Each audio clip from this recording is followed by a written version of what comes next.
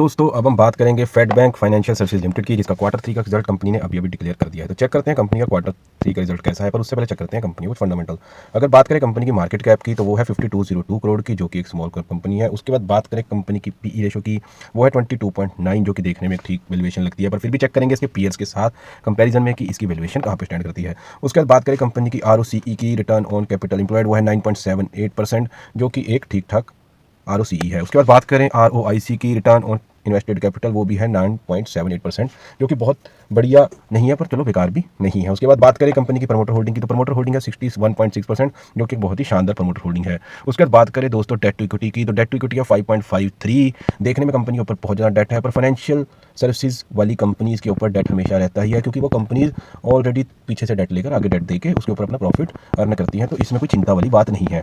उसके बाद चेक करते हैं कंपनी का वैल्यूएशन कैसी है अपने सेक्टर की टॉप कंपनीज़ के मुकाबले। तो सबसे पहले बात करें सेक्टर की कंपनीज़ की, तो बजाज फाइनेंस की पीई रेशियो है 35.26, बजाज फिनसर्व की है 35.09, Cholamandalam investment and finance company की है 35.46 और वहीं फेड बैंक फाइनेंशियल सर्विस की है 22.92। अगर बात करें कंपनी की पीई रेशियो की, तो कंपनी की जो वैल्यूएशन है वो एकदम सही दिखाई देती है। उसके बाद बात करें अगर बुक वैल्यू की, तो अभी कंपनी का बुक वैल्यू है 41.78 करोड़, जो कि लास्ट ईयर का अभी इसके अंदर मेंशन नहीं है, क्योंकि कंपनी का जो आईपीओ लॉन्च हुआ था वो कुछ समय पहले ही यहाँ पर लिस्ट हुआ है, उस वजह से अभी लास्ट ईयर की बुक वैल्यू यहाँ पे मेंशन नहीं है।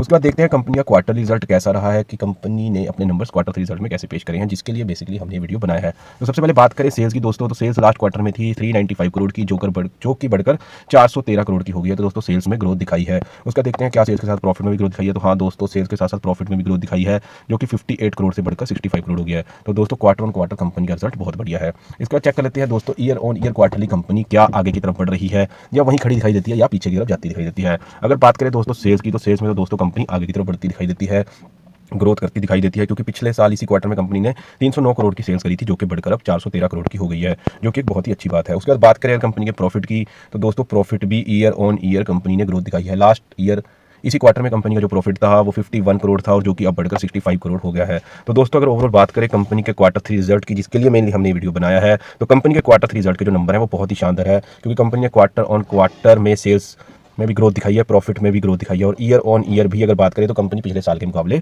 आगे बढ़ती हुई ग्रोथ दिखाते हुए year on year quarterly sales में भी ग्रोथ दिखाई है, और year on year quarterly profit में भी ग्रोथ दिखाई है। तो दोस्तों क्वार्टर 3 का रिजल्ट बहुत ही अच्छा और शानदार है। उसका देख लेते हैं दोस्तों कंपनी का कैश फ्लो कैसा है। तो दोस्तों कैश फ्लो ऑपरेटिंग एक्टिविटी यहाँ पे नेगेटिव में आपको दिखाई दे रही होगी, पर जितनी भी फाइनेंशियल सर्विसेज वाली कंपनी है वो डेट लेकर ही आगे कंपनी डेट पे माल देती है, थोड़े इंटरेस्ट पे कंपनी पैसा लेती है और आगे ज़्यादा इंटरेस्ट पे देती है। इसकी वजह से कैश फ्लो हमेशा कंपनी का नेगेटिव ही रहता है। कैश फ्लो ऑपरेटिंग एक्टिविटी यहाँ नेगेटिव देख के आपको कोई चिंता वाली बात नहीं है, फाइनेंस की हर कंपनी का नेगेटिव में ही देखने को मिलता है।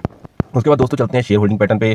दोस्तों मैंने जो कि आपको पहले बताया, कंपनी का जो आईपीओ अभी कुछ समय पहले ही लिस्ट हुआ था, तो उस वजह से हमारे पास सिर्फ नवंबर 2023 का ही रिकॉर्ड है कि दोस्तों प्रमोटर्स की जो होल्डिंग थी वो 61.65% है। हालांकि इस रिजल्ट और के बाद कंपनी ने अपनी प्रमोटर होल्डिंग में किसी तरह का इजाफा भी नहीं किया और किसी तरह से प्रमोटर होल्डिंग कम भी नहीं गई है, तो ये बहुत अच्छी बात है। ओवरऑल अगर बात करें तो कंपनी के फंडामेंटल्स ठीक हैं, वैल्यूएशन की बात करें तो ठीक है, क्वार्टर 3 रिजल्ट की बात करें तो बहुत अच्छा क्वार्टर 3 रिजल्ट है, कैश फ्लो की बात करें तो कैश फ्लो फाइनेंस की कंपनी के हिसाब से ठीक है, अगर प्रमोटर होल्डिंग की बात करें तो प्रमोटर होल्डिंग की 61% के आसपास है, जो कि बहुत ही बढ़िया है।